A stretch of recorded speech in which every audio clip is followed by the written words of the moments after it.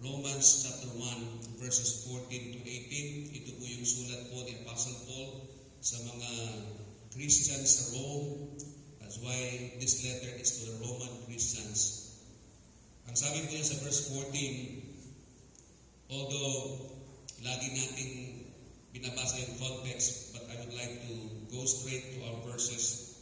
Verse 14, ang sabi po ng Bible, I am debtor both to the Greeks and to the barbarians, both to the wise and to the unwise. So, as much as in me is, I am ready to preach the gospel to you that are at Rome also. For I am not ashamed of the gospel of Christ, for it is the power of God unto salvation to everyone that believeth, to the Jew first, and also to the Greek. For therein is the righteousness of God revealed from faith to faith, as it is written, the just shall live by faith. Panginoon, tulungan po kaming lahat. Ikaw po yung malalhati. Maraming salamat po sa iyong gagawin. In Jesus' name we pray. Amen. Kaya po yung mapuna, marami pong salamat. Yung gospel po, ito po yung central message na binigay po ng ating Panginoon Kristo sa kanyang church. Bago po siya umakyat sa langit, ito ay kanyang ibinigay sa mga disciples niya, the church. Ang gospel po, ito yung ating main message. For more than 2,000 years now, and still the message we are bringing. Hindi po nagbago yan. It has never changed and will never change. Despite maraming mga false teachings ang lumalabas, lumilitaw. And over the centuries, sari-sari pong mga kulto ang naglabasan. Pero tayo po ay nananampalataya that there is only one gospel. Wala nang iba. Pwede po makahingi ng loud amen dyan if you are convinced that there is only one gospel. Si Apostle Paul po, tinawag niya po yung the gospel of God in Romans chapter 1 verse 1. Ang sabi niya, gospel of God. Ebanghelyo ng Diyos, mabuting balita ng Diyos. Sapagkat it is the only message of forgiveness and salvation God gave to man. Wala na pong ibang mensahe, kundi yung gospel of the Lord Jesus Christ, the gospel of God, na magbibigay ng kapatawaran sa ating mga kasalanan at tayo ay maliligtas sa pamamagitan ng ginawa ni Kristo. There is no other gospel. Lagi natin ulitin yun. There is no other gospel. Kaya nga yung temptation na makinig sa iba. Hindi dahil magaling magsalita, dahil magaling sa filosofya at saka sa mga reasoning ay pagbibigyan na natin. Lest we become deceived by false teachings, we always have to convince and to have faith and to believe in the Bible na sinasabi niya there is only one gospel. Sabihin natin there is only one gospel when we begin. There is only one gospel. Hindi lamang po gospel of God ang tawag po ni Pablo yan, kundi sa 2 Corinthians chapter 4 verse 4, tinawag po ni Apostle Paul sa kanyang sulat sa mga taga-Korinto, glorious gospel of Christ. Maluwalhating ebanghelyo ni Kristo. It is glorious sapagkat it reveals the glory of God more fully, more clearly, and more emphatically and expressively. Yung creation po, pagka when you look at creation, just like what it says in the book of Psalms, ang sabi the heavens declare the glory of God. Yung nature, yung conscience po natin, yung lahat ng nakikita po natin, nagpapakita ng kalwalhatian at kadakilaan ng Diyos. Pero pagdating po sa gospel, wala pong pinakamalinaw na i-proclaim yung character ng ating Heavenly Father as the gospel does. Kaya nga ang tawag ay glorious gospel. Hindi lamang po yun, kundi yung mga pagbabago na likha nito at saka yung pagdating ng ating Panginoon muli. Ito po ay nagpapakita ng kalulatian ng ating Panginoong Diyos. And then, in Romans chapter 2, verse 16, ang sabi po ni Pablo, my gospel, tinawag niyang my gospel, sapagkat it was entrusted to him. Meron pong sense of ownership doon. Parang sinasabi niya, this is my life. This is my work. Kaya tinawag niya po na my gospel. The gospel is the main task he was doing. The gospel is the main task we should be doing. Lest we forget, wag po natin kalilimutan. No? Alam ko, marami sa atin ang nagsisimba lang and then that's it. Alam ko, ang marami sa atin ay ligtas na and we claim to be saved. Pero sana po, wag natin kalilimutan na may trabaho po tayo after being saved. May trabaho tayong dapat gampanan. And the gospel is the main task we should be doing. Amen? May music ministry, mayroong children's ministry, mayroong past ministry or children ministry. Ang lahat pong yan nag-contribute sa iisang task lamang, and that is the main task that we should be doing is to proclaim the gospel of the Lord Jesus Christ. Meron po tayong mga inquiry ngayong umagang ito. Yung mga katanungan dapat natin sagutin. Sa mga salita ko ni Pablo sa kanyang liham, what was Paul's attitude towards the gospel? Ano po yung attitude niya towards the gospel? How did Paul view the gospel and related it to himself? Ano yung pananaw niya sa gospel at paano niya na-connect ang sarili niya sa gospel? Tayo po, karamihan sa atin nakinabang sa gospel, pero we keep on disengaging, we keep on disconnecting ourselves to the true task that was given to us, and that is to proclaim the gospel. Paano po niya nirelate yung gospel sa kanyang buhay? At ngayong umagang ito, sasagutin po natin ito at sana po makunik po natin yung gospel sa ating mga buhay, ano man ang ginagawa po natin.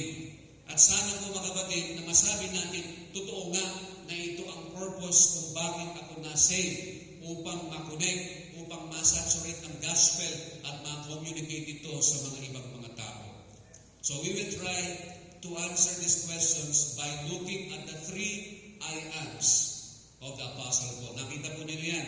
Sinabi, I am debtor, tapos I am ready, and I am not ashamed. Itong tatlo pong ito, makikita po natin kung paano niya kinunek ang kanyang sarili sa gospel. Una sa lahat, ano pong sabi dun sa verse 14? I am debtor. I am a debtor. Ang ibig kong sabihin niyan, I am indebted. O kaya sa Tagalog po, meron akong pinagkakautangan.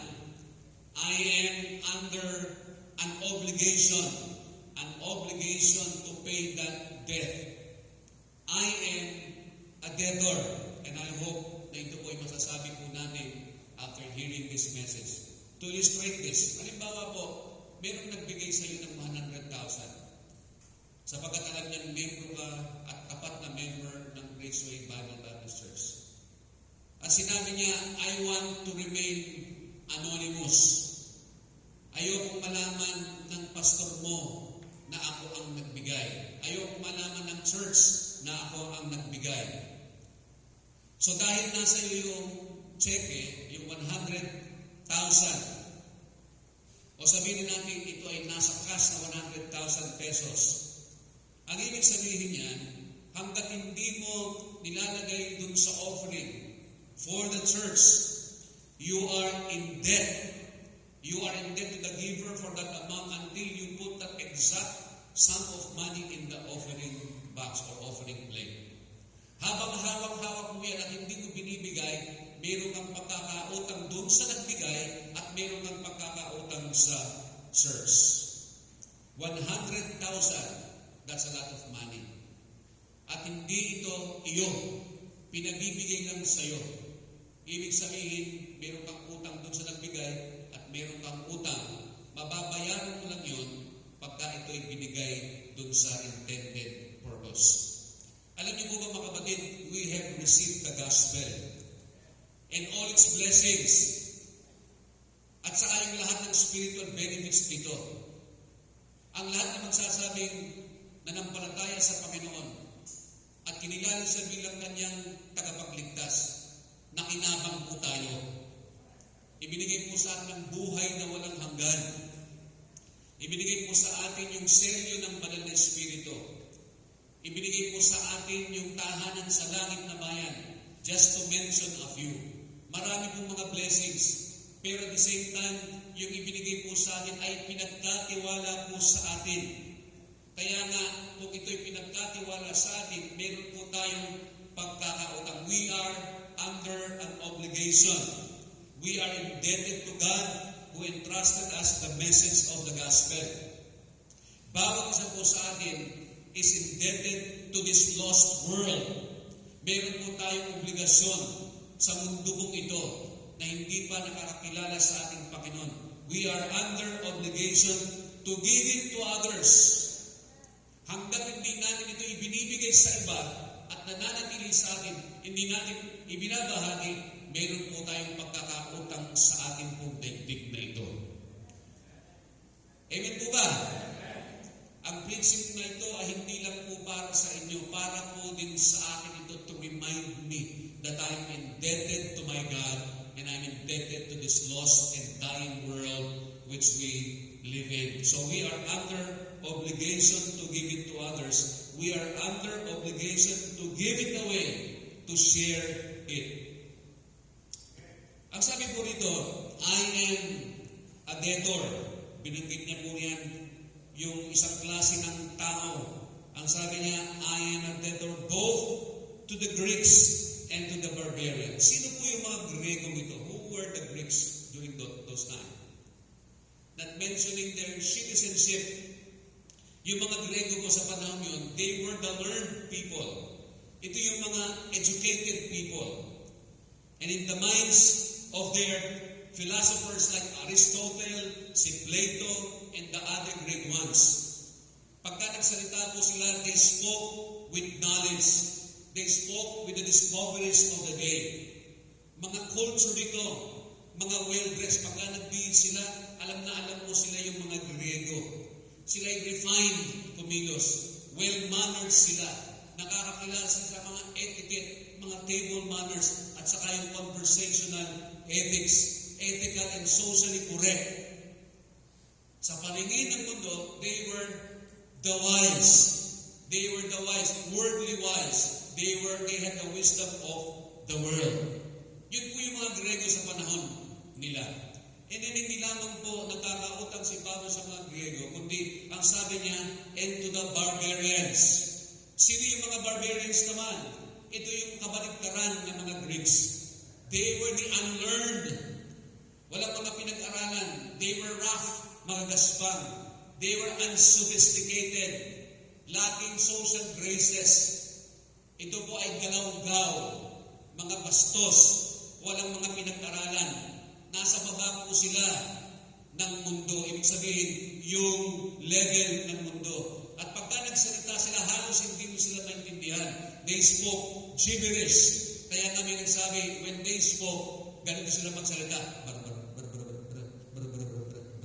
Wala kang, kaya tinawag silang barbarians ang sabi niya. So they were the opposite.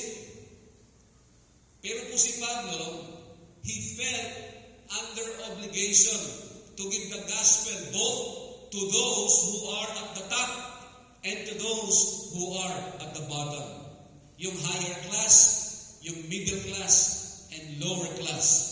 Inaabot niya po kahit anong class. Kahit class o kaya no class at all, inaabot po ni Apostol Pablo. Hindi mo ba lahat naman ng tao, anuman yung ating pong kinalalagyan, lahat ng tao, we fall under the curse of sin. Lahat tayo nagkasala at magbabayad tayong lahat dahil po sa ating mga kasalanan. At nangangailangan tayo ng habag, mayaman, may pinag-aralan o wala, babae, lalaki o anuman po yung kanyang kiniklaim na gender. Lahat po tayo ay nangangailangan ng kapatawaran, nangangailangan ng habag ng ating Panginoong Diyos. And only the finished work of Christ can provide And through the proclamation of the gospel, we share that simple message. Kaya nga po, yung gospel natin po ibinabahagi, yung pinag-aralan po natin sa Sunday School. Salamat po sa mga nagturo. Palakpakan nga po natin si Pastor Romil, at saka po si Pastor Jovan, at saka po si Preacher Justin. Nakita ko po yung paghahanda po nila, nakikita ko yung pagpupuyat nila para imprenta po ito. And by the way, meron po tayong discipleship lesson dyan. Kung nakita niyo po yan, may I see that discipleship lesson, yung truth. At kung wala po kanyan, pwede niyo pong gamitin yan sa discipleship lesson. And we thank God for these young people. Amen? Habang may mga young people na lumalayo sa Diyos, ang mga grupo ng young people ito ay palapit ng palapit sa Diyos by serving the Lord Jesus Christ and proclaiming the gospel to the campuses that we have in Pasig. The gospel we preach is both for those who are at the high end of the society and or the unfortunate ones.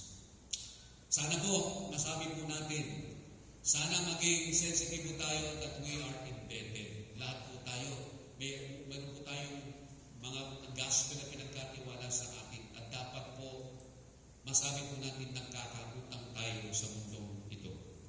Pangalawa, may kailangan po ang ating mensahe. Ang sabi niya ay, I am ready. I am ready. Relating to the gospel. Ano pong sabi niya? I am ready. So as much as in me, verse 15, I am ready to preach the gospel to you that are at Rome also. Yung sinabi niya, I am ready, yung sense of willingness nandoon. Right? Forward spirit. Hindi siya atras. Meron siyang sense of eagerness. Yung excited siya.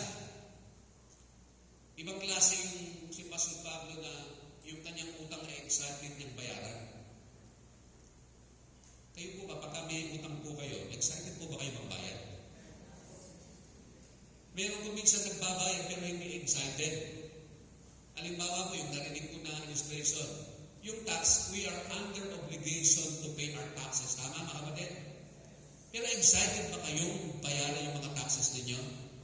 Hindi. Pero sa Pastor Pablo, ang sabi niya, I am excited to pay my debt. I am willing, I am eager, I am ready. Merong sense of urgency. Sense of urgency. Bakit? Kasi na-realize na yung ikli ng buhay ng tao. The shortness of life. Hindi mo alam kung kailan ka mamamatay. Na-realize niya rin that after life, yung eternity ang kasunod. Ibig sabihin, heaven or eternal punishment in hell ang pupuntahan ng tao. At saka, yung isang dahilan pa, sense of urgency because of the accountability of believers. Alam niyo po ba tayo mga Kristiyano tatayo sa harapan ng ating Panginoon sa judgment seat of Christ? At sasagutin po natin yung mga pinagkatiwala sa atin. At isa sa mga pinagkatiwala po sa atin yung gospel. At sasagutin po natin sa pagtatanungin tayo ng Panginoon doon kung ano ang ginawa natin sa gospel na pinagkatiwala sa atin. Ikaw ba ay nag-aral patungkol sa gospel? Inalam mo ba yung benefits and blessings ng gospel? Ito ba ay insinyero sa ibang mga tao? Nagbigay ka pa para ito ay isulong? Nagbigay ka pa sa missions? Nagbigay ka ba sa faith promise mo para maisulong yung mensahe ng gospel? Sasagutin po natin yan pagdating po ng panahon. At doon natin tatanggapin yung mga gantimpala natin kung tayo po ay nagsumikap at tayo po ay nag-share ng gospel. Kanina po umaga, nabuksan ko po yung cellphone. At napanood ko po yung yung gymnast natin, si Yulo. Anong pangalan niya? Carlos Yulo. Sa floor exercise, 15 yung score niya. Ibig sabihin, siyang nakakuha ng gold. At bilang Pilipino, siyempre masaya tayo, amen? Masaya po ba kayo? O wala kayong nararamdaman? Dapat ipagmalaki natin yun. Nung nanalo siya, talagang masaya, lalo na nung tanggapin niya yung gold. And then inawit yung pambansang awit ng Pilipinas, yung Bayang Magiliw, yung lupang hinirang. Naiiyak ko. And I was happy for that short guy. Excuse me, I'm sorry. Kaya magaan siya. Kaya pagkaitapon mo talagang, di ba? Yung kanyang mga kalaban, matataas siya, mababa. Pero nanalo siya. I believe with all my heart na sinasabi ng Bible na lahat tayo ay tatayo sa Bema Judgment. Yung Bema, ibig sabihin, hindi pag-uusapan doon yung mga kasalanan natin. Yes. Sapagkat settled na yung mga kasalanan natin sapagkat pinagbayad na. Pero doon, ipipresent yung mga gantimpala natin. And I hope, isa sa mga gantimpala na tatanggapin natin, kung papaano natin isinyer yung gospel, kung papaano ang ibang tao ay nakinabang, ang mga kaklase natin, ang mga katrabaho natin, kung papaano po sila nakinabang sa blessing ng gospel na ibinahagi po natin. Katulad ng testimony ni yung babaeng mahal ni Pastor Joba, hindi si Judy. Kala ko babanggitin niya. Pero kung sinabi mo yun, magtatambling si Pastor Joba sa kalim dyan. Naiyak ako, sabi niya, salamat po Pastor sa inyong panalangin. Oo nga, hindi man ako nakatutok sa kanya, kapag mayroong ibang nakatutok sa kanya at si Pastor Joba po yun. Pero nung sabihin niyang, salamat Pastor at sinabi mo sa akin na manindigan ka lang. At ngayon wala nang humahadlang sa pamilya niya. At si Pastor Joban doon ay nakakapasok na doon sa kanilang bahay. At malapit na silang makakapag-attend ng Baptist Church, lalo na pagka nagmarcha na si Judy dito, makakapag-attend na rin sila. Parang pressure, Pastor Joban. Pero natutuwa ako. At saka meron pang mga iba rito na bunga ng campus ministries. Kaya, nagpapasalamat tayo mga kapatid sapagkat nakikita natin yung sense of urgency hindi lang sa kabataan kundi sa lahat sa atin, and especially I would like to stand before that judgment seat at pagkatapos nag-i-imagine ako sana may papalakpak din at yung mga pumapalakpak yung nabahaginan ko ng salita ng Panginoon when I was alive here on earth. Kaya nga ang sabi ng 1 Peter chapter 3 verse 15, but sanctify the Lord God in your hearts and be ready always to give an answer to every man that asketh you a reason of the hope that is in you with meekness and fear. Ang sabi niya, I am ready to preach the gospel to you who are in Rome also. Why Rome? Bakit sa Rome? Kasi papunta siya ron para siya ay itry ng kanyang alleged crime. Rome was the center of the then world. Ito po yung pinakamakapangyarihan. They were under the Roman Empire during that time. And Rome was a beautiful city. Yung lahat ng architectural grandeur niya, yet it was morally collapsing. Maganda yung bayan na yun. Pero ito po ay morally bankrupt. Masama ang nandoon sa loob ng Rome. So Paul went there, hindi para maging tourist, to see the sights and hear the sounds. Not for the sights and sounds, pero nandun siya for one purpose, and that is to proclaim the gospel to the Romans. Rome had a well-structured government. Alam niyo ba yung Rome and carry over ng Greek civilization, yung ating pong government na yun. The kind of government we have, ito po ay kanilang mga palakad doon. Well-structured government yan. Meron silang Senate. Yet, it was spiritually messed up. Ayos ang gobyerno nila, yung setup ng government nila, pero magulo po yung kanang spiritual na kalagayan. It was wicked. It was sinful. Hindi lang po makasalanan, kundi talagang masamang-masama ang Rome sapagkat nandoon po yung mga temples ng kanilang mga gods and goddesses. And sexual sins abounded. Meron nga silang mga kulto ron, nag-o-offer sila ng sex para sa ganun sa kanilang mga followers. and prostitutions and homosexual practices ay nandun. Noong una pa man, sa Old Testament, sa New Testament, sa panahon ng ating Panginoon, nandun na po yung problema ng LGBTQ, ABCD, XYZ, LMNOP. I'm not making fun of them. They need the Lord Jesus Christ. And Rome needed the gospel, to hear the gospel. Kaya he was eager to go to Rome to proclaim the greatest need of Rome. Yung greatest need ng Rome ay hindi para mag-conquer pa ng additional empires nila. The need of Rome hindi para magkaroon pa sila ng karagdagang mga philosophers na tulad ni Aristotle at saka ni Plato. At ang lahat ng mga the greatest need of Rome during that time is to hear the gospel of the Lord Jesus Christ, that there is someone who can forgive their wickedness. There is someone who rose again to give them hope, to give them eternal life. At yan po yung dala-dala po nating mensahe hanggang ngayon. Hindi po nagbabago. Pangatlo, I am not ashamed. I am not ashamed of the gospel. Si Jesus po, whom Paul was proclaiming, tingnan niyo ito tingnan niyo yung dalang mensahe po ni Apostle Paul during that time. He went to Rome, pinapakilala na ang isang nabuhay ng pangalan si Jesus na siya ay carpenter. Carpentero. And then this Jesus was accused of a crime. And then he was crucified. He was punished by his alleged sin. He was crucified between two criminals. So itong pinapakilala ni Pablo, from the human perspective, ipapakilala mo ba ang ganun nalalaman nila kung sino si Jesus? And then ipapakilala mo ba yung mga disciples si Jesus at saka yung mga followers si Jesus were of the low class, mga fishermen ito, mga farmers ito, mga karpentero, marahil yung iba.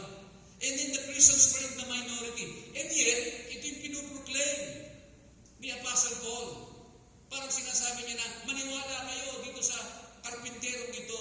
Sumunod kayo, gumaya kayo sa mga disciples niyang mga mangingisda.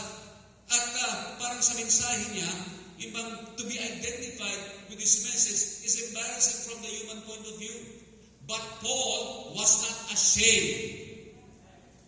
Hindi niya kinahiya ang mensahe. Sapagkat sa kabila ni Jesus na karpentero lang, sa kabila ng mga disciples na fisherman, sa kabila ng lahat ng mga ito, there is a great message behind this. Sapagkat si Jesus did not remain in the grave. He rose again from the dead para magbigay ng pag-asa sa Rome. And then his disciples, kahit sila ay mga low class, kahit sila ay mga fishermen, pero ang comments ng Book of Acts sa kanila, they were the people who turned the world upside down. Sila po yung nangaral ng great message of the gospel. Kaya nga, itong puhunan ni Apostle Paul, sabi niya, hindi ako nahiya sa dinadalang mensahe. He was not ashamed of the Lord Jesus Christ. He was not ashamed of the disciples. He was not ashamed yung lahat ng kanyang dinadala at nire-represent. Parang sinasabi niya, oh, you Romans, listen to me. We are the right and you are wrong. Sasabihin mo sa kanila yun. Mga philosophers ito. Mga wise ito. Mga erudite ito. Ibig sabihin, mga matatalino. And yan sasabihin mo, kayo ang mali at ito ang tama. And then sasabihin mo, we have the answers for all what you are searching for. Rome was there already. Proclaiming truths, discovering sciences, at saka lahat ng karunungan ay nandun. At sasabihin mo, we have the answers for all what you are searching for, and Jesus is the answer for all of that. Can you imagine all this? Nagagaling mo yun? Kung ikaw si Pablo, from the human point, siguro mahihiya ka. Pero ang sabi niya, I am not ashamed of the gospel. Tanungin ko kayo mga kapatid, are you ashamed of the gospel? Are you ashamed of the gospel? Kung minsan nakakalungkot, di ba? Pag halimbawa may nag-witness, may mga event. Katulad ko kahapon, nandoon ako nagsalita ako sa Pasig Catholic College. And there were like 400 people there. Tapos meron pang mga doctors doon na iba. merong supervisor tapos meron pang magnitude and all that. Kung ako lang ay mahihiya sa gospel, hindi ko na ipuproclaim yung gospel doon. Kung ano natatakot, hindi na ako magsasalita patungkol sa gospel. Pero before I spoke and I was preparing this message, I was reminded that I should not be ashamed of the gospel. Nakakalungkot lang, may mga believers na pagka ang pastor nila nag-share ng gospel, parang nakayuko sila, parang kinakabahan sila. Nakakaya siguro yung magwala yung pastor doon. Nakakaya siguro yung pastor mo ay, mas nakakaya kung yung pastor mo ay hindi niya isi-share yung pinakadakilang mensahe na ang gospel. Amen? Dapat mag-rejoice tayo pagka yung pastor, pagka yung kapatid natin sa Panginoon, kahit anong okasyon, meron siyang tapang na mag-proclaim ng gospel. Amen? Because every event, every occasion, anumang okasyon yan, birthday party yan, reunion yan, dedication yan, o wedding yan, dapat yun ay pagkakataon kung saan mayroong mga tengang nakikip at may mga pusong mahihipo ng Panginoon. Dapat samantalahin natin yung pagkakataon para i-share natin yung gospel. Tsaka walang nakakaya sa gospel. Ano bang nakakaya sa gospel? Anong dapat natin ikahiya? Siguro mahihiya tayo pagka masama yung mensahe ng gospel. Pero kung mabuti ito at ito ay nagdadala ng pag-asa, hindi dapat ikahiya ang gospel ng ating Panginoon. Reasons why he was not ashamed. Nandun din sa verse na ating binasa. Dahilan kung bakit hindi siya nahihiya. Ang sabi niya sa verse 16, "For I am not ashamed of the gospel of Christ, for it is the power of God." Hindi siya nahiya, unang dahilan, because of its power. Ang gospel po ay powerful. Ang Greek word na ginamit po rito, dunamis or dynamis. Doon ang galing po yung dynamo o kaya yung dynamic. Ibig sabihin po ay explosive power. Ang gospel natin ay may daladalang explosive power na ito pagka nag-explode sa buhay ng tao, ito ay kayang baguhin kahit yung pinakamasamang tao katulad ni Pablo. He was the chief of sinners. Mamamatay tao si Pablo. Pero yung power ng gospel ay nag-epekto sa kanya kaya binago siya ng ating Panginoon. Kaya hindi dapat tayo mahiya na i-share sapagkat mayroong dala-dala kapangyarihan ito. And then sabi niya, it is the power of God unto salvation. Ano yung salvation? Ibig sabihin po ng salvation ay deliverance. Tayo ay pinalaya from destruction. Ano yung destruction? Tingnan mo yung verse 18. Nandun po yung destruction na sinasabi niya. Verse 18, "For the wrath of God," yung galit ng Panginoon, yung put ng Panginoon, "is revealed from heaven against all ungodliness and unrighteousness of men who hold the truth in unrighteousness." Alam mo ba, pagka nagalit ang Diyos, magalit na yung boss mo, magalit na yung magulang mo, pero pagka ang Diyos ang nagalit, kung paano umibig ang Diyos at walang katulad ng pag-ibig ng Diyos, wala rin kapantay yung galit ng ating Panginoon. Yung ang pinakasukdulang galit ng Panginoon, yung expression nga ng galit ng Panginoon ay dadaling ka sa impyerno. Wala nang hihigit sa galit ng ganoon. Kaya sabi, it is the power of God unto salvation. Na-deliver tayo sa puot ng Panginoon. Na-deliver tayo sa destruction. What is that destruction? Yung destruction ng kaluluwa natin for all eternity, and you will be there in hell. Di ba kayo nagpapasalamat sa gospel, mga kapatid? Gumawa ng paraan ng Diyos para tayo makatakas sa pagkakasira ng ating spiritual na patutunguhan. Kaya na, dapat hindi natin ikahiya ang gospel. And then also, tingnan mo yung kanyang plainness o kaya yung kanyang simplicity. Ang sabi niya, ang sabi ng, "I am not ashamed of the gospel of Christ, for it is the power of God unto salvation to everyone that believeth." Simple message lang po yung gospel. Ang sagot po sa ating kapatawan ng kasalanan ay pananampalataya. Sabi niya, to everyone that believeth. Anong sabi po ng Romans chapter 10 verse 9? "That if thou shalt confess the Lord Jesus and shalt believe in thine heart that God has raised him from the dead, thou shalt be saved." Hindi ba simple yan? Mananampalataya ka na si Kristo ay Panginoon at siya'y nabuhay magmuli sa mga patay, ang sabi ng Banal na Kasulatan, ikaw ay maliligtas. Do you believe that Jesus is the Christ? Do you believe that Jesus is Lord? Do you believe that Jesus is the Savior? Do you believe that He rose again from the dead on the third day? Ang sabi ng Bible, thou shalt be saved. And then in verse 13, ang sabi niya, anong sabi niya sa verse 13 ng Romans chapter 10? For whosoever shall call upon the name of the Lord shall be. Hindi ba simple yun, mga kapatid? Hindi naman sinabing, gumawa ka muna ng ganito, bumili ka ng ganito, pamagbud mo muna, pagpasan ka ng krus, sumunod ka sa lahat ng 10 commandments. Hindi niya sinabi na, although ito ay mabuting mga bagay, pero yung lahat ng mabuting gawang yan, hindi sapat para ikaw ay maligtas.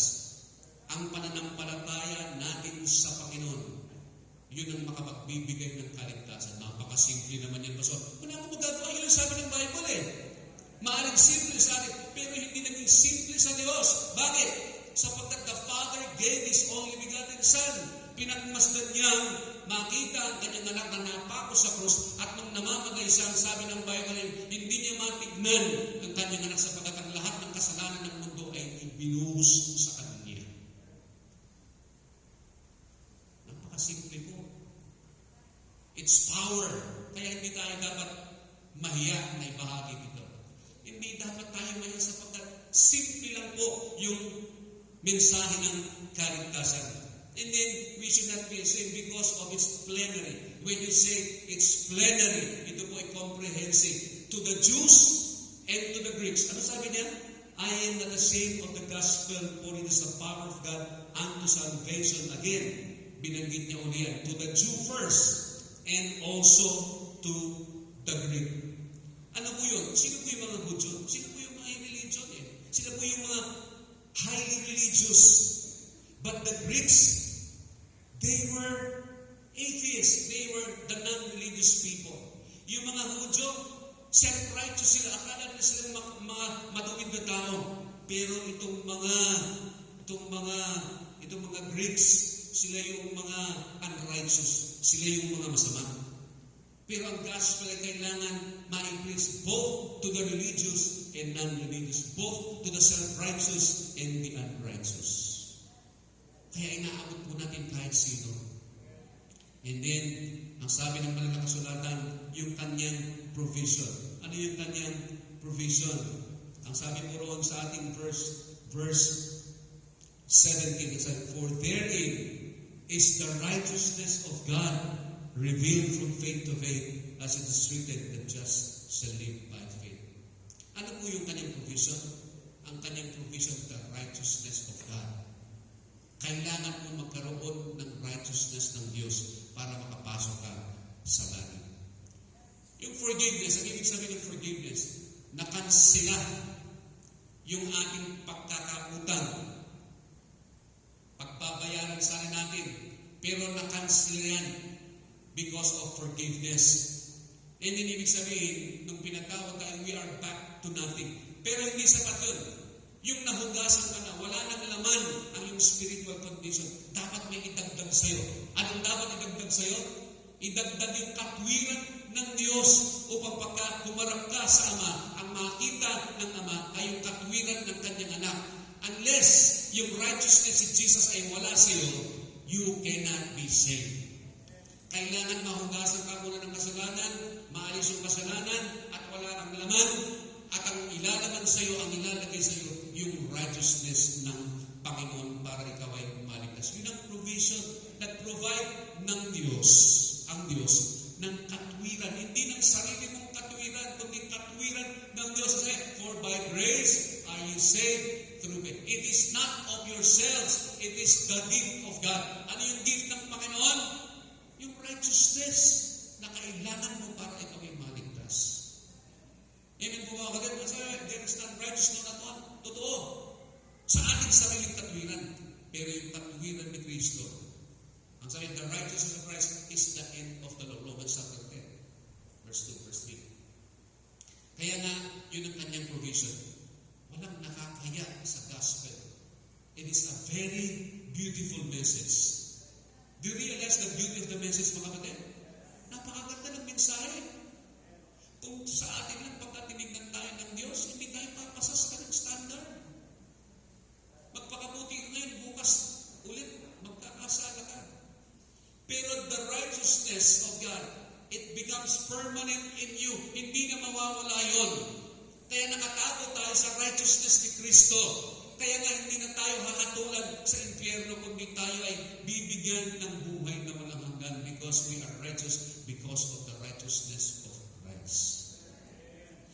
And then yung prolongation niya, endurance dapat ito, but for alliteration's sake, para matandaan yung prolongation. Anong sabi niya? From faith to faith. Ano ibig sabihin doon? From faith to faith. We are saved by faith. Amen, mga kapatid? Pero hindi tumitigil doon ang buhay natin. Ang ibig sabihin, mga kapatid, mabubuhay tayo sa pamamagitan ng faith. We are saved by faith, but we live every day of our life by faith. Ibig sabihin, hindi tayo tumitigil manampalataya. Ang isang tunay na ligtas, hindi sa titigil na manampalataya. Kasi mayroong mga naligtas na baptize pa nga, tapos naglingkod pa nga sila sa isang ministry, tapos biglang nawala, hindi na bumalik. Hindi tunay na ligtas yun. Ang tunay na ligtas, magsisimula sa pananampalataya at pagkatapos mag-i-endure siya. Hindi siya nag-i-endure para maligtas, siya ay ligtas kaya nag-i-endure siya. From faith to faith. Every day of our life, we are renewed from faith to faith. Kaya sabi ng Habakuk, sabi niya, the just, the righteous shall live by faith. Yun ang endurance niya. Hanggang kunin tayo ng Panginoon at dalhin tayo ng Panginoon sa langit. Yung pananampalatayang yun na ibinigay niya ay mananatili at hindi mawawala. Kaya hindi dapat tayong mahiya sa mensahe napakaganda. Di ba pagka nakapanood ka ng pelikulang napakaganda, uy, panoorin mo yan. Ang ganda-ganda niya. Naiyak pa nga ako dyan. Tsaka yung bida yan, yung bida dyan, kaya dapat panoorin mo. Pagka maganda yung napanood mo. O kaya pagka minatikman kang pagkain na masarap sa isang restaurant, i-recommenda mo yung restaurant na yun. Subukan mo to, you try this. Pero mga kapatid, yung mensahe kung ating dala, walang pinakamaganda kundi yung kwento ng isang tagalangit at pagkatapos na parito na wala naman siyang pakialam sa atin. Wala tayong relasyon sa kanya, pero ibinigay niya yung kanyang buhay at pagkatapos tayo binigyan ng buhay na walang. Hindi ba magandang kwento yun, mga kapatid? Walang ibang magandang kwento yan. Yung mga Muslim walang kwentong ganyan. Yung mga Hindus walang kwentong ganyan. Yung mga Buddhist walang kwentong ganyan. Tayo lang ang nag-iisang grupo ng mga tao na mayroong napakagandang love story. Story, mga kapatid, na ang ending niyan talaga namang napakaganda. Di ba? Tumisan, manonood tayo ng love story. In love tayo. And they live happily ever after. Parang Disney, ha? Pero mga kapatid, diba, yung pag-ibig, yung love story na pinag-usapan natin, nagsimula doon from eternity past. Ipinlano, perfect ang love story nito.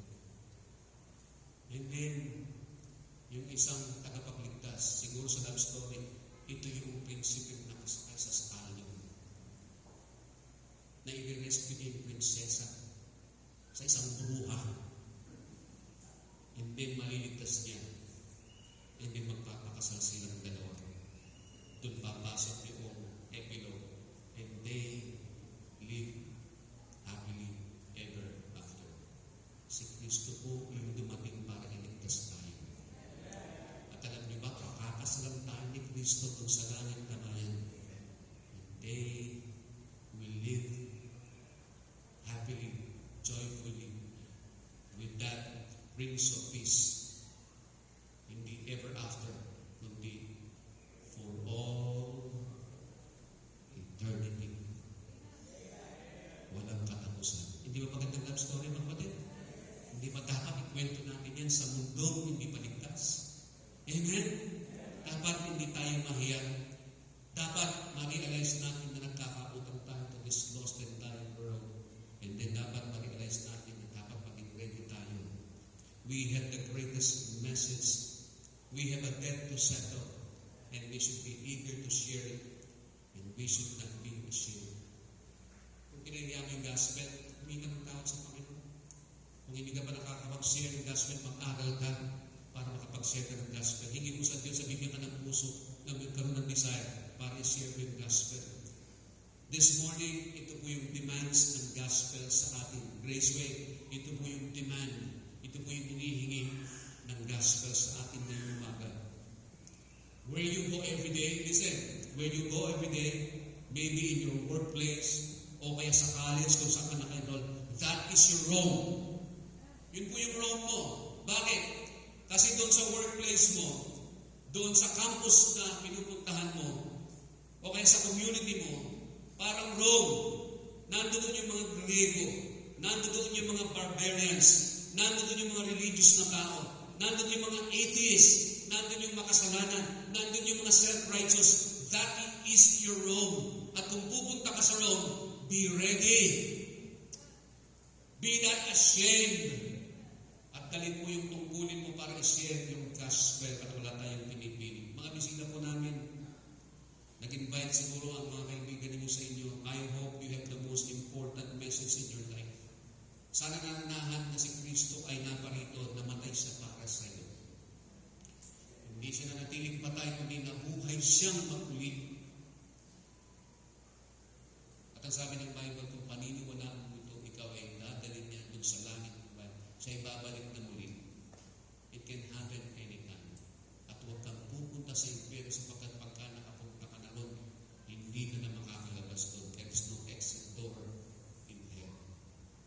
Kaya sana, huwag kang aalis na hindi mo tinanggap yung good news. Hindi mo tinanggap sa buhay mo si Kristo. I hope you have the most important message in your life. Life is short, hindi mo hawak ang buhay mo. Mamamatay tayo lang. Sigurado yun. Death is sure. Walang makakatakas sa kamatayan. You need to be saved today for eternity. Saved from the wrath of God and saved from the penalty of sin. Eternal punishment in hell. Katayin nga natin yung share your faith. Share your faith. Tayo tumayong lahat. Share your faith. Amen. I-share natin yung gospel, mga kapatid. Amen.